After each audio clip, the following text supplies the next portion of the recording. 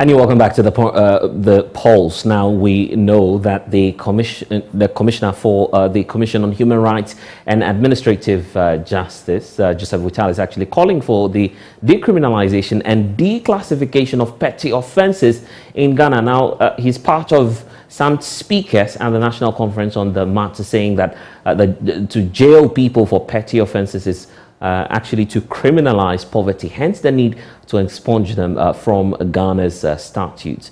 Now, begging, issues of loitering, washing clothes in public, hawking, and other related offences are part of this list that are punishable by a fine or up to 3 years of prison term here in Ghana. But let's get an understanding of why this new coalition wants a change in the statutes of Ghana. Fortunately, we've been joined by the project officer of the Commonwealth Human Rights Initiative, Tony Sergio, who is joining us to provide some clarity on this.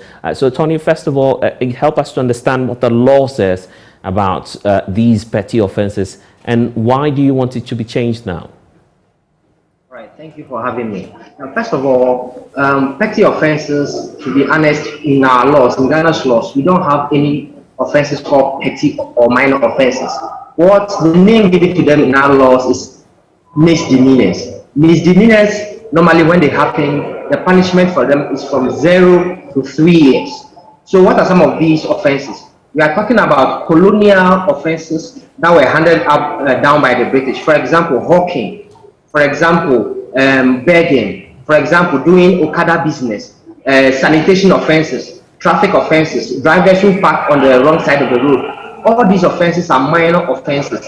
And what happens is that if a person is arrested for these offenses, they are taken to, by the police, they are taken to court and they are normally fined. A fine of maybe 300 Ghana, 500 Ghana, 1,000 Ghana cedis.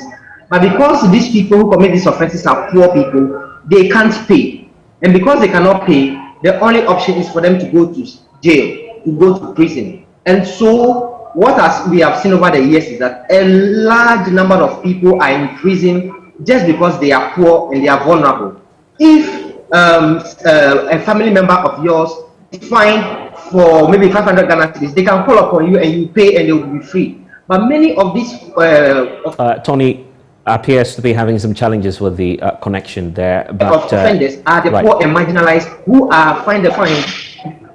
And so if they are fined, they are unable to pay the fine, they end up in prison. And that is why our coalition is pursuing this agenda, this project, to ensure that petty offenses are decriminalized in our law. Now, Tony, what's the concern really of this coalition? Is it the case that you're concerned about the prisons being choked with persons who genuinely offend or fall foul of our laws? What's your concern really? Because it's the law and I guess it must be applied, isn't it?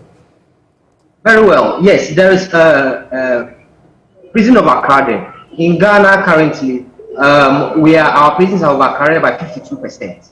That is the level of overcrowding. And so many people in prison, they go in for these minor offenses. They come back and they go and mix up with hardened criminals, people who've committed serious offenses. So when they come back, what happens is that they've been trained to commit other offenses. And we are saying that some of these people, it's because of poverty. Majority of Ghanaians belong to the poor class. And so when somebody finds he or himself in this situation, there is no option for him than to go to jail. And so we are saying that as a democracy, the constitution says that everybody is equal before the law, and so people's rights must be respected. We are not saying that people who commit minor offenses should be set free. No, we are saying there should be alternative means of punishment. For example, if somebody commits an offense, a driver parks at the wrong side of the road and is arrested, why don't you let him sweep? Why don't you let him weed? Why don't you let him to go and work on the state fund? And just to take you on that, why not allow them to go through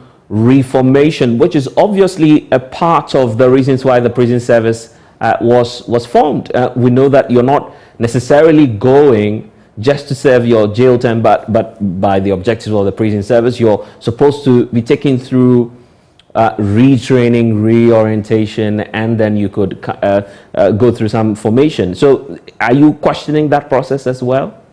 That is the ideal, but the reality on the ground is different. Our prisons, unfortunately, don't reform. You know, when prisoners are sent to prison, they are supposed to be classified. And you have evidence to back what you're saying.